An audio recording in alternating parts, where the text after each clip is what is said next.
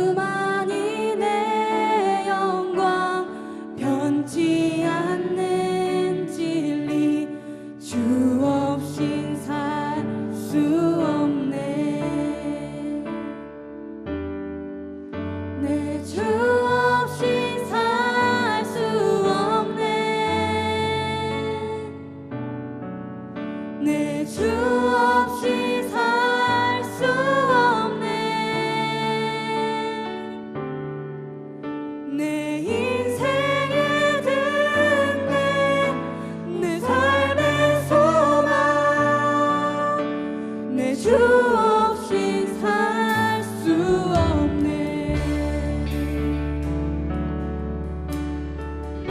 세상과 변하고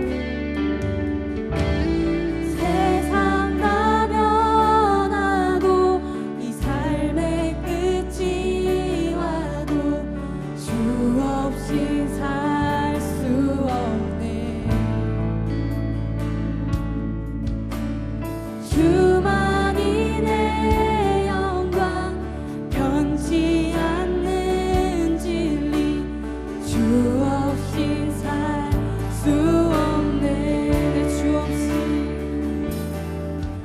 내 주 없이 살 수 없네 내 주 없이 살 수 없네 내 인생의 등대 내 삶의 소망 내 주 없이 살 수 없네 내 주 없이 내 주 없이 살 수 없네 내 주 없이 살 수 없네 내 인생의 등대 내 삶의 소망 내 주 없이 살 수 없네 내 주 없이 내 주 없이 살 수 없네 한순간도 살 수 없습니다 내 주 없이 살 수 없네 우리의 입으로 숨도 쉴 수 없습니다 내 인생의 등대 내 삶의 소망 내 주 없이 살 수 없네 내 주 없이 내 주 없이 살 수 없네 내 주 없이 살 수 없네 내 인생의 등대 내 삶의 소망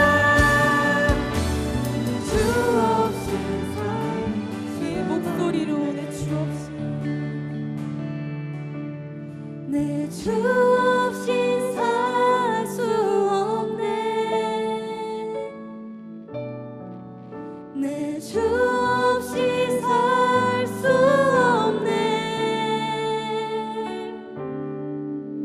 내 인생의 등대 내 삶의 소망 내 주 없이 살 한 번 더 우리의 목소리로 내 주 없이 내 주 없이 살 수 없네 내 주 없이 살 수 없네 내 인생의 등대 내 삶의 소망 내 주 없이 살 수 없네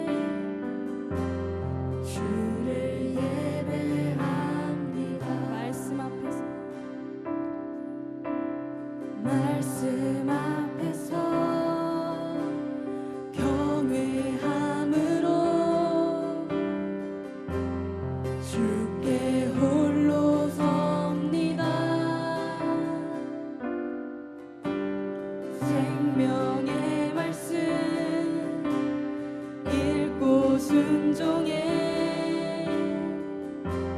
주를 예배합니다. 기록된 말씀 힘이 있어서 진리로 우리 거룩해 하며 거룩한 말씀 세세 영원히 복음이 되어 말씀하시네. 하나님 말씀에 두려워 떠는 자, 그 말씀에 생명을 거는 자, 한 사람 찾으시는 주님의 약속을 믿어. 하나님 말씀에 운명을 거는 자, 순종하며 주 따라가는 자, 영원한 하나님 나라 이뤄갈 주의 교회여 일어나라.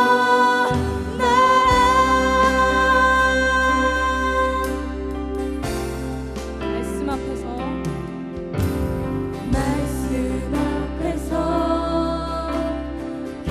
경외함으로 주께 홀로 섭니다. 생명의 말씀 읽고 순종해 주를 예배합니다. 기록된 말씀 힘이 있어서 진리로 우리 거룩해 하며 거룩한 말씀 세세 영원히 복음이 되어 말씀하시네. 하나님 말씀에 두려워 떠는 자, 그 말씀에 생명을 거는 자, 한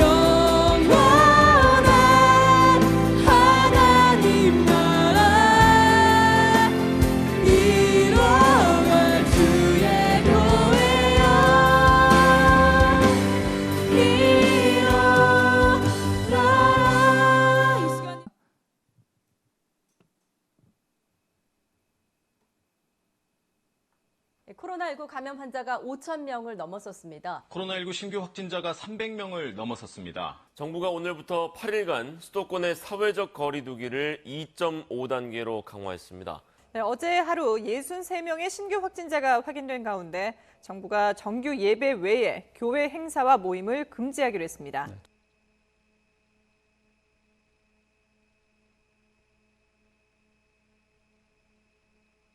오늘 이 시간 함께 우리 중보기도 하길 원합니다. 우리의 마음을 먼저 준비시켜 주시고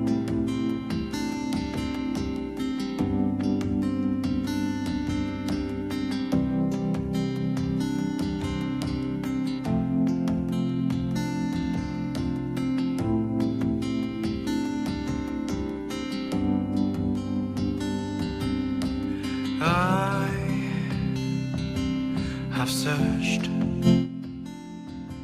many years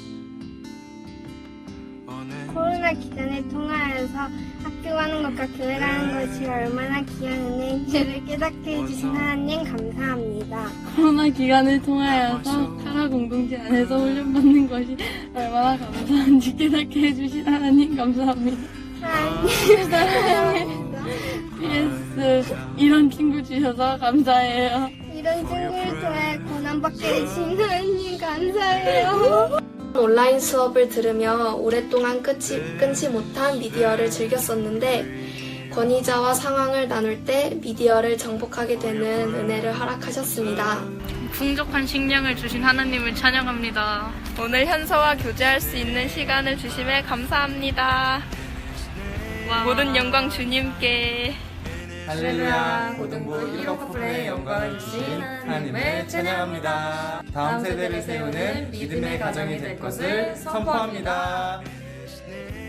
모든 브이로그 커플, 저는 위기청소년을 평생 상담할 수 있는 회사를 얻었어요. 저는 코로나 기간에 집에서 기도할 때 예수님의 사랑을 다시 깊이 만나는 그런 엄청난 비교할 수 없는 그런 은혜를 받았어요. 저에게 새로운 제2의 인생, 맹장을 띄어내는 고통을 통하여서 당신을 더 깊이 만나고 정말 절제의 인격을 배워서 음식을 적당히 먹고 또 이제는 건강하게 살을 뺄 수 있는 은혜 허락하여 주신 주님을 찬양하고 감사합니다. I love you. 새로운 도전과 결심을 통하여서 2019년도에 비해 좋은 영적 상태를 주심에 감사드립니다. 2020년에는 코로나가 발생하여서 대면 예배를 드리지는 못했지만 그래도 온라인 예배를 드리게 해주셔서 감사가 되었고, 그리고 학교를 정상적으로 나가게 해주신 사랑의 하나님을 찬양합니다.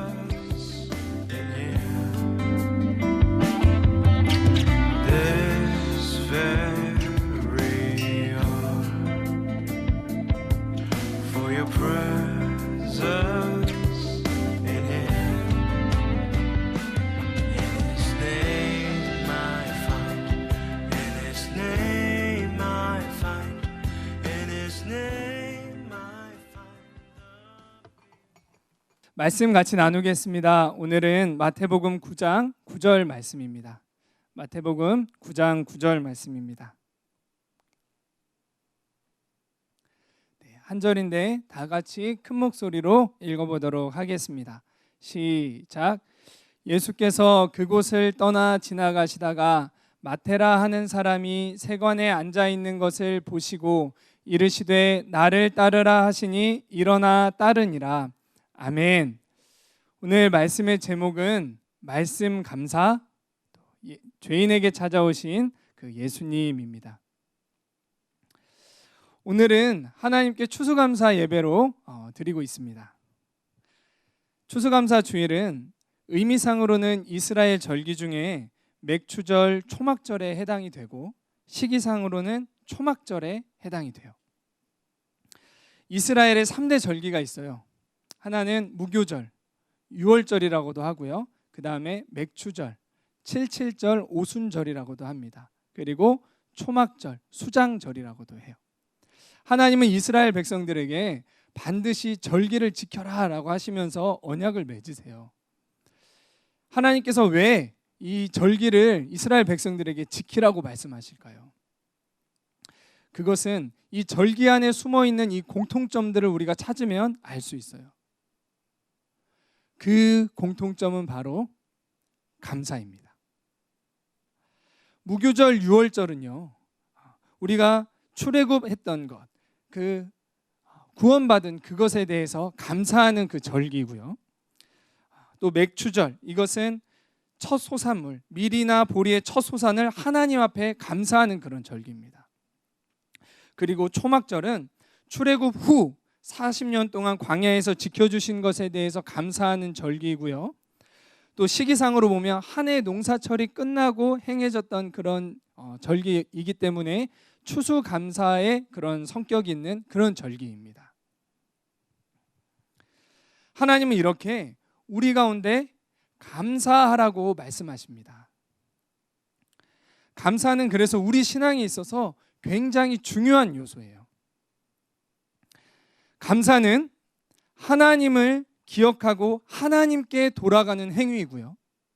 감사는 하나님의 은혜에 우리가 할 수 있는 그 보답의 형태입니다. 또한 감사는 영적 상태를 가늠할 수 있는 척도가 되기도 해요. 지금은 추수감사 예배로 하나님 앞에 예배를 드리고 계시는 여러분, 여러분의 지금 마음 안에 감사가 있으신가요? 아니면 원망과 짜증과 불평이 있으신가요? 이 예배를 통해서 우리 안에 감사가 다시 회복되기를 소망합니다. 추수감사절을 맞아서 저도 한 해 수확에 대해서나 제 인생에서 감사한 것에 대해 다시 떠올리고 감사하는 시간들을 한번 가져봤습니다. 여러분도 이런 시간들 한번 가져보셨죠? 예배 나오시기 전에. 하나님께서 절기를 우리 가운데 주신 것은요, 일부러 시간을 내서라도 감사하는 것을 기뻐하시기 때문입니다. 그래서 감사 제목을 혹 못 적어 보신 분이라도 예배 후에 감사 제목을 한번 적어 보시고 분반 시간에 풍성하게 그 감사를 나눠 보시기 바래요. 아까 영상을 보니까 또 영상에도 다양한 그 감사 제목이 있었던 것 같아요. 너 같은 친구로 인해서 감사, 너 때문에 훈련돼서 감사, 이것도 있고요. 풍성한 먹을 것을 주셔서 감사. 영적으로 아주 충만한 우리 현서인 것 같아요. 그리고 또 뭐가 있어요? 결혼도 감사, 조금 오그라들긴 했지만 뭐 건강도 있고 다이어트, 다이어트하게 해주셔서 감사, 이런 것들도 있었죠. 자, 우리가 추수감사 예배를 드리면서 이 시간을 통해서도 하나님 앞에 진실되게 우리 감사를 한번 올려드립시다. 자, 어떻게 한번 해볼 거냐면요, 정말 진실된 마음으로 하나님께서 내게 베풀어 주셨던 것들을 생각하면서 하나님 감사합니다, 감사합니다, 감사합니다, 우리 이렇게 한번 선포하고 하나님 앞에 고백했으면 좋겠어요. 혹시나 감사한 것들이 별로 없는데 라는 그런 친구들도 내 입을 열어서 그분께 감사합니다 라고 고백 드릴 때 감사거리가 생기고 또한 감사가 그 마음에서부터 생겨날 줄 믿습니다. 그래서 우리 진실된 고백을 위해서 눈을 감고 내 가슴에 손을 얹고 한번 하나님께 고백할게요. 제가 시작하면요, 다 같이 하나님 한 번 부르고 감사합니다 3번 부르는 거예요. 자, 진실된 마음으로 아주 단순하지만 그렇게 하나님 앞에 한번 감사해 봅시다. 우리의 한 해의 삶, 그리고 내 삶에 주님께서 베풀어 주신 그것 가지고. 자, 하겠습니다. 시작. 하나님 감사합니다, 감사합니다, 감사합니다. 바로 이 시간에 내가 드렸던 그 진실된 이 감사 한마디 하나님께서 기뻐하시고 기억하실 줄 믿습니다. 저도 한 해 동안 하나님이 주신 은혜를 생각하면서 감사 제목을 한번 적어봤어요. 이렇게 쭉 적어보는데 참 너무 감사했습니다. 가정으로 인해서 감사했고요, 또 여러분들로 인해서 감사했고, 교회로 인해 감사하고, 주변에 있는 동역자들로 인해서 감사했고, 섬겨주시는 분들로 인해서 감사했습니다. 이 중에서도 특히 감사했던 것은 나 같은 사람 구원해 주신 그 은혜가 감사했고요. 기도할 수 있어서 감사했습니다. 코로나 상황이기도 하고 국가적으로 또 뭐 정치 상황이 또 어려워서 마지막 때를 더 느끼게 되니까 이러한 부분들에 더 감사가 되었던 것 같아요. 그리고 이번 주에는 특히나 감사했던 것이 있었는데 그것은 말씀이었어요. 바로 말씀이 그동안 좀 오랫동안 저를 괴롭게 하는 그 내 안에 깊은 죄를 드러내서 회개하게 해줬기 때문이었어요. 말씀이 아니었으면 예수님을 정말 배반하고 나의 유익을 위해서 살아갈 수밖에 없는 가룟 유다처럼 예수님을 배신할 수밖에 없는 악한 죄인이 바로 나라는 것, 그 죄가 내 안에 있다라는 것들을 깊이 보게 하시는 그런 시간들이 있었습니다. 앞으로 우리가 살아갈 이런 시대에는요, 죄를 깨닫게 하고 구원에 이르게 하는 이 영적인 말씀이 점점 사라져 갈 거예요. 아모스서 8장 11절에 이렇게 말씀하고 있어요. 다 같이 한번 읽어볼까요? 네, 읽겠습니다. 시작. 주 여호와의 말씀이니라. 보라, 날이 이를지라 내가 기근을 땅에 보내리니 양식이 없어 주림이 아니요 물이 없어 가람이 아니요 여호와의 말씀을 듣지 못한 기갈이라. 아멘. 하나님께서 이 심판을 하시는데 기근을 주신대요. 그리고 마지막에 여기 영혼의 기갈이라고 했는데 기갈이라는 말은 배고픔과 목마름을 아우르는 그런 말이죠. 자, 기근을 주시는데 그래서 사람들이 줄이게 되는데 어떻게 되냐면, 왜 그러냐면 양식이 없어, 물이 없어 줄이는 게 아니라 뭐가 없어서요? 말씀이 없어 영혼이 줄이게 될 거라고 말씀하세요. 우리가 살고 있는 시대가 점점 이렇게 되고 있습니다. 지금 시대는 갈수록 많이 편리해지고 있죠. 내가 원하는 건 쉽게 구할 수 있어요. 제 아내가 쿠팡 배송을 너무 좋아하는데, 너무 좋아하는 건 아니지만 자주 이용하는데 저녁에 주문하고 자면 새벽에 딱 와 있어요. 너무 편리해. 저 너무 신기하더라고요. 그리고 내가 조금만 궁금하면 바로 그냥 꺼내서 검색하면 바로 알 수 있는 이런 시대에 우리가 살고 있죠. 몸은 이렇게 편해졌지만 우리가 살아가는 그 시대는 앞으로 어떻게 될 거냐? 하나님의 영의 말씀은 점점 더 희귀해져 가서 우리의 영혼이 기갈될 거예요. 그래도 지금은 이 영적인 말씀이 남아있는 때입니다. 우리가 이렇게 예배 드릴 수 있고 큐티도 할 수 있잖아요. 오늘은 예수님을 통해서 바로 이 말씀, 우리를 살리는 이 말씀이 어떤 일을 하는지 보기를 원합니다. 말씀을 통해서 이 말씀에 대한 감사가 회복될 것을 믿고 선포합니다. 예수님은 말씀이세요. 요한복음 1장 1절 그리고 14절 말씀입니다. 태초에 말씀이 계시니라. 이 말씀이 하나님과 함께 계셨으니 이 말씀은 곧 하나님이시니라. 예수님을 말씀하고 있죠. 그리고 14절입니다. 자, 말씀이 육신이 되어 예수님이 육신이 되어 우리 가운데 거하심에 우리가 그의 영광을 보니 아버지의 독생자의 영광이요 은혜와 진리가 충만하더라 라고 말씀하십니다. 예수님이 하나님의 말씀 자체이시기에 예수님이 하시는 일은 뭐예요? 말씀이 우리에게 하시는 그런 일이에요. 예수님, 즉 말씀을 통해 한 죄인이 어떻게 변화되는지 같이 한번 보겠습니다. 첫 번째로 찾아오심이에요. 예수님은 가버나움 지역에서 중풍병자를 고치시고 지나가시다가 마태를 찾아가셨어요. 예수님이 마태에게 가신 것은 우연한 일이 아니었습니다. 지나가다라는 단어에는 인도하다라는 그런 뜻이 있어요. 예수님은 하나님의 정확한 계획하에 마태에게 다가가셨어요. 예수님이 마태를 제자로 부르신 것을 보면 죄 가운데 있는 마태 한 사람을 구원하시기 위해 예수님은 가장 정확한 시간 그 장소에 마태를 찾아가신 거예요. 마태가 있던 곳이 어떤 곳이었냐? 세관이었어요. 세관. 가버나움은 교통 중심지였고 또 번화한 도시여서 통행세를 걷는 그런 세관이 있었어요. 당시의 세리들은 창기나 살인자 같은 그런 취급을 받았는데 이 매국노처럼 로마를 위해서 동족에게 정해진 세보다 더 세금을 받아 로마에게 바치고 또 자신의 이익을 챙겼기 때문에 그래요. 이런 나쁜 죄인 마태를 예수님이 정확한 시간, 정확한 때에 찾아가셨어요.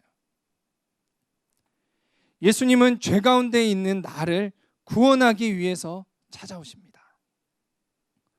말씀은 죄 가운데 있는 나를 구원하기 위해 정확하게 나에게 이 시간 찾아옵니다. 말씀은 예배 시간에 대중에게 선포되기도 하지만 그래도 말씀은 나에게 개인적으로 정확하게 찾아옵니다. 말씀은 나를 향한 하나님의 놀라운 계획을 가지고 나를 정확하게 찾아옵니다. 하나님은 죄 가운데 있는 한 영혼을 구원하시기 위해서 어떻게 일하실까요? 자, 시편 107편 20절 말씀입니다. 깨어 이 말씀을 크게 한 목소리로 한번 읽어보겠습니다. 시작. 그가 그의 말씀을 보내어 그들을 고치시고 위험한 지경에서 건지시는도다. 아멘. 죄인을 고치시고 위험한 지경에서 건지시기 위해서 어떻게 하세요? 말씀해 주세요. 고통받는 민족에게 세를 더 받아 자신만 잘 먹고 잘 살겠다고 하는 정말 못된 마태를 예수님이 놀라운 계획을 가지고 정확한 때에 찾아가셨던 것처럼 말씀은 죄로 인해 고통받고 있는 나를 살리기 위해 지금도 정확하게 나를 찾아옵니다. 마태가 예수님을 만나 구원이 임하고 그를 향한 하나님의 계획이 풀어졌던 것처럼 나를 찾아오는 말씀을 만나면 이 시간에 죄에서 구원받고 나를 향한 하나님의 계획이 풀어집니다. 믿으시기 바래요.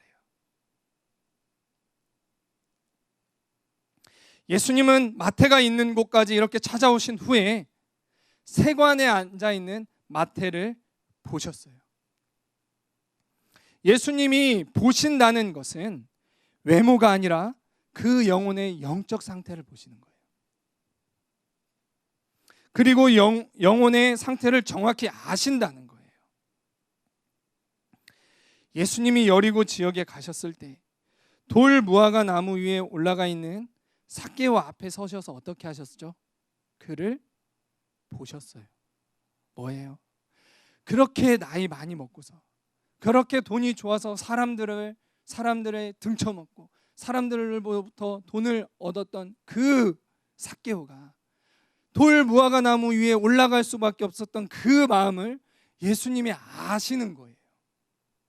그의 죄와 그럴 수밖에 없는 그의 상황들을 예수님이 아시는 거예요. 마찬가지로 우리가 다른 사람으로부터 소외되고 죄로 인해서 고통 가운데 있어서 상한 마음을 가지고 예배의 자리에 이렇게 앉아있는 나를 예수님이 보십니다. 그건 뭐예요? 그런 마음을 예수님이 아시는 거예요. 예수님은 왜 마태가 이 세관에 앉아있을 수밖에 없었는지에 대해서, 그리고 그 안에 숨은 깊은 죄로 인해서 고통당하고 있는 것까지도 다 알고 계셨어요. 예수님은 내 안에 있는 죄와 상처, 연약함으로 죄의 자리에 앉아있을 수밖에 없는 그 이유까지 모든 것을 보시는 분이십니다. 예수님이 나를 보시듯 말씀도 정확하게 나를 봐요. 이 말씀은 빛입니다. 말씀이 나의 깊은 곳까지도 다 비춰요. 나도 나를 모를 때가 많죠. 왜 기분이 나쁜지, 왜 화가 나는지, 내 기질과 성향은 어떤지, 내가 정말 좋아하는 게 뭐지? 또 어떻게 해야 될지도 모를 때가 정말 많아요. 근데 말씀이 나를 가장 잘 압니다. 뿐만 아니라 이 말씀은 내 안의 죄와 상처까지도 다 드러내요. 왜요? 왜 이렇게 할까요? 나를 고치기 위해서요. 의사 앞에 가면 의사는 아픈 것을 찾아내고 그것이 더 이상 나를 고통스럽게 하지 못하도록 그 아픈 부위를 치료하죠. 마찬가지로 예수님은 또 이 말씀은 나를 찾아와 내 영혼을 병들고 썩게 하는 그 죄, 악한 마음을 드러내서 말씀의 검인 말씀으로 회개하게 해주세요. 의사에게서 아픈 부분을 수술을 받으면 어때요? 아프죠? 네, 아파요. 네, 수술 받으셨던 분이 저희 JTS 안에 있는데 네, 아파요. 네. 수술 받기 전에 너무 아파서 움직일 수조차 없었는데 수술 받고 시간이 지나면 어떻게 돼요? 더 이상 아프지 않고 기쁘고 자유롭게 돼요. 마찬가지로 말씀으로 내 죄가 드러날 때 아프기도 하지만 드러난 죄를 회개할 때 그 죄로부터 내 영혼이 날아갈 것 같은 자유함이 있습니다. 그래서 회개는 가장 좋은 것이고요. 회개할 수 있는 것이 가장 큰 은혜예요. 지금 말씀이 나를 막 비추고 있나요? 가장 큰 은혜 받고 계시는 거예요. 아, 주님 왜 그러세요? 할 것이 아니라 가장 큰 은혜 받고 있는 것입니다. 이제 자유의 제 것만 남았어요. 주님이 계획을 가지고 찾아오셨기 때문에. 말씀만큼 나를 잘 알고 영적인 분별력을 갖게 하는 것이 없어요. 여러분, 지금 시대를 뭐라고 해요? 준서, 우리 지금 시대를 뭐라고 하죠?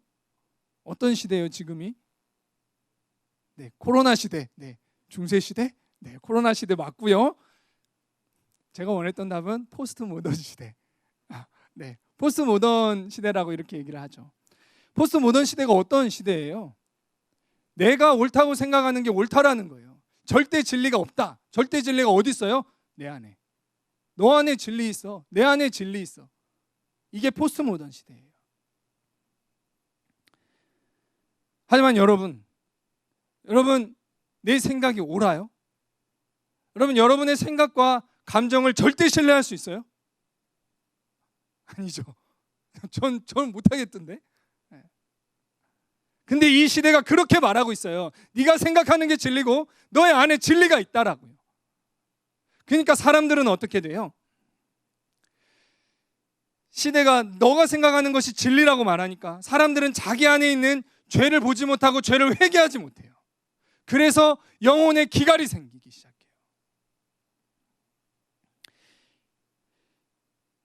진리가 내 안에 있는데 왜 갈수록 과거에 비해서 우울증, 자살, 살인 등 이런 극악무도한 범죄들이 훨씬 더 많이 일어나느냐?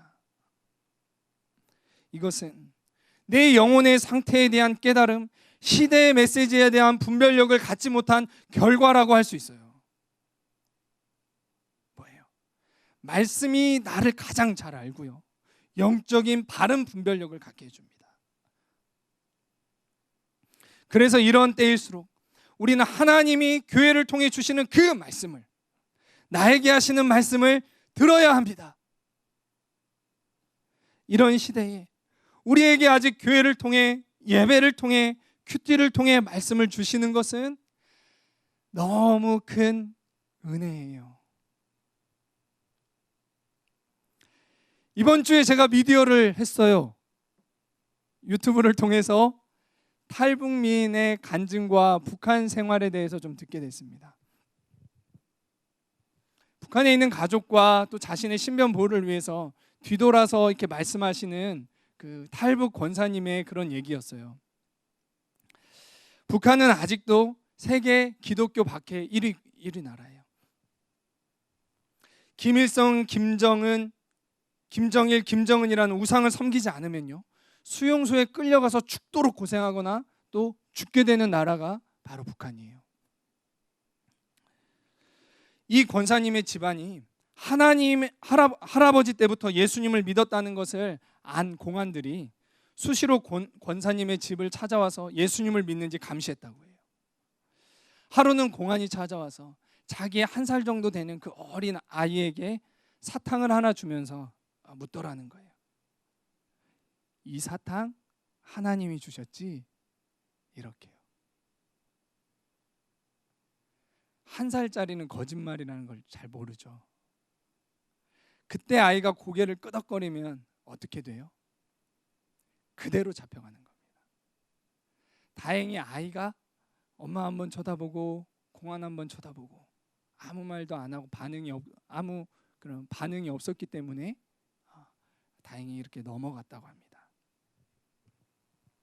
자기 자녀에게도 예수님 얘기를 꺼낼 수 없도록 하는 것이 지금 우리가 살고 있는 이 나라에서 가장 가까운 데 있어요.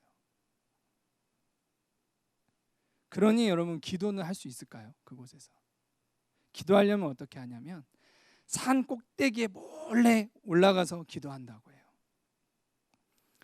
한참 기도하다 보면 모르는 누가 망을 보면서 이렇게 지켜준다고 합니다.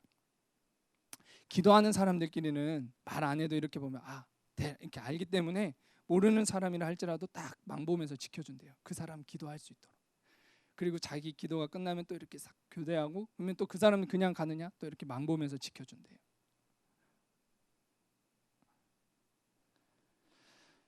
여러분 기도 방주 챌린지 잘하고 계시죠? 내 방에서 기도할 수 있는 것 감사한 겁니다. 이 기회가 마지막 때가 되어서 사라지기 전에 정말 실컷 한번 기도해 보세요. 그때 기도할 거 이런 해보지 말고 한번 정말 실컷 기도해 보자. 마지막 때에 제일 중요한 것은요, 나의 영혼을 지키는 겁니다. 세상 흐름에 우리의 영혼을 빼앗기지 맙시다. 북한에서 성경은 그러면 볼 수 있느냐? 일반적으로 볼 수 없어요. 이 권사님이 한 번은 병원에서 수술을 하고 입원을 했어요. 기도하시는 분이니까 새벽 2, 3시에 몰래 일어나서 기도를 막 했대요. 그렇게 한 보름쯤 지났는데 아무도 없을 때 바로 옆 침대에 있었던 그 여자분이 어머니 성경책 필요 없나? 네. 이렇게 물었다고 해요. 이 권사님은 한 1960년대쯤에 집안에서 마지막 성경책을 빼앗긴 후에 한 번도 본 적이 없었다고 해요. 이분이 기억하는 것은 어릴 때 성경책 앞에 적혀있던 주기도문 그거 하나 기억이 났대요. 참 이 부분을 듣는데 복음 듣고 주기도문만 들었던 분들도 목숨 걸고 북한에서 신앙생활 하는 것 앞에 참 부끄럽고 도전이 되더라고요. 저는 성경 보고 싶을 때 보는데 이 여자분이 일주일만 빌려줄 테니까 보증금으로 $100를 내라고 했대요. $100. 왜냐하면 성경 다시 안 돌려주면 안 돌려줄 수도 있으니까 또 신고당할 수도 있으니까 $100 딱 보증금으로 달라고 했대요. 이 당시에 $100가 어느 정도냐면 몇 년을 먹고 살 만한 큰 돈이었대요. 북한에서는. 근데 이 권사님은 마침 외국에서 가족들이 친척들이 왔다 가면서 준 돈이 있어서 근데 성경을 너무 읽고 싶어서 $100를 줬대요. $100를 주고 성경을 받아들고서는 대놓고 못 읽으니까 입을 뒤집어 쓰고 그곳에서 성경을 막 읽는데 성경을 배운 적이 없으니까 막 성경이 잘 읽어지지도 않더라는 거예요. 그래서 창세기 겨우 앞에 몇 장 이렇게 읽고서는 어쩔 수 없이 또 정해진 기간이 돼서 그 성경을 이렇게 갖다 줬대요. 그리고 나서 $100를 받았냐? 정말 믿음으로 살아가는 그 성도 앞에 그 $100를 차마 받을 수가 없어서 $100를 그냥 줬다고 해요. 이 권사님은 성경 한 병 보려고 몇 년치 생활비를 주고서 그 성경 한 번 읽었어요. 성경을 어렵사리 구하고서도 저녁에 몰래 입을 뒤집어 쓰고 읽었지만 우리는 어때요? 말씀이 넘쳐나요. 성경이 저만 해도 집에 몇 권 있어요. 또 저희는 어때요? 그 말씀이 생명이어서 말씀 조금 더 읽을 수 있도록 조회 큐티집도 만들었잖아요. 말씀이 넘쳐나요. 우리는. 이 권사님은요, 그냥 복음 듣고 주기도문 알고는 목숨 걸고 신앙 지키면서 기도하러 다녔어요. 하나님 살아계신 거 알고 그리스도가 계시는 거 알고. 북한에는 지금도 이렇게 믿음을 지키는 성도들이 있습니다. 내 영혼에 생명을 주며 회개하게 하는 이 말씀이 지금 나에게 주어지고 있다는 것은 이때는 정말 은혜의 때인 것이에요. 말씀이 있다는 것은 아직 기회가 있는 때요, 구원의 때입니다. 이 말씀의 빛이 나를 비출 때, 말씀이 나를 볼 때에 빛 가운데 걸어가시기를 바라요. 말씀이 나를 비추는 그 은혜가 있을 때 빛 가운데 걸어가시기를 바라요. 겸손하게 주님 앞에 내 모습을 인정하며 회개의 은혜가 정말 부어질 수 있는 그러한 때입니다. 그리고 예수님이 이렇게 마태를 찾아오시고 또 그를 보신 후에 거기서 끝나시지 않았어요. 보시고 다 드러내시고 안 상태에서 끝나시지 않고 뭐라 하시냐면 나를 따르라라고 선포하셨어요. 예수님께서 나를 따르라 선포하시자 마태가 죄의 자리에서 일어났어요. 바로 세 번째로 일어남이죠. 세리로 동족에게 폭리를 취하며 자신의 배를 불리는 삶을 살았던 마태였는데 예수님이 나를 따르라 라고 선포하시자 어떻게 됐어요? 죄의 자리에서 일어나 예수님을 따랐어요. 사람들로부터 점점 더 소외돼도 그 죄의 자리를 벗어날 수 없었어요, 마태는. 하지만 예수님의 권세 있는 말씀이 선포되자 죄의 자리에서 일어날 수 있었습니다. 말씀이 선포될 때 회개될 수 있고 말씀이 있을 때 죄에서 벗어나게 돼요. 내 힘으로는 안 됐지만 일어나라고 하실 때 순종해서 믿음으로 일어나면 일어날 수 있어요. 예수님의 말씀이 선포될 때 우리를 묶고 있는 모든 죄의 세력이 묶임을 놓고 떠나가게 돼요. 그러니 어떤 일들이 일어나요? 말씀 듣고 음란물 중독, 게임 중독 등 중독에서 벗어나는 일들이 있고요.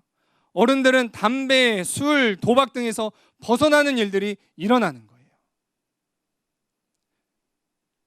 말씀이 일어나라고 하면 일어날 수 있는 것입니다. 말씀이 우리를 일어나게 해요. 우리는 때론 죄인지도 모른 채 또 죄인 줄 알아도 그 속에서 허우적거리면서 살아가요. 말씀이 나를 구원합니다. 질병 중에 있는 내 육신을, 영적인 방해와 공격을 받고 있는 내 생각을, 죽어있는 나의 영혼을 말씀이 구원해요. 여름철 바캉스나 내 인생의 특별한 이벤트가 내 영혼을 살리고 힘을 주는 것이 아니라, 콘서트가 내 영혼에 새 힘을 주는 것이 아니라 말씀이 내 영혼을 살아나게 해요. 예수님은 요한복음 5장 25절에 그래서 말씀하십니다. 다 같이 읽겠습니다. 시작. 진실로 진실로 너희에게 이르노니 죽은 자들이 하나님의 아들의 음성을 들을 때가 오나니 곧 이때라. 듣는 자는 살아나리라. 아멘. 내 영혼이 살아나면 똑같은 일상이고 환경이 바뀌어도 내 삶이 바뀌게 되는 거예요.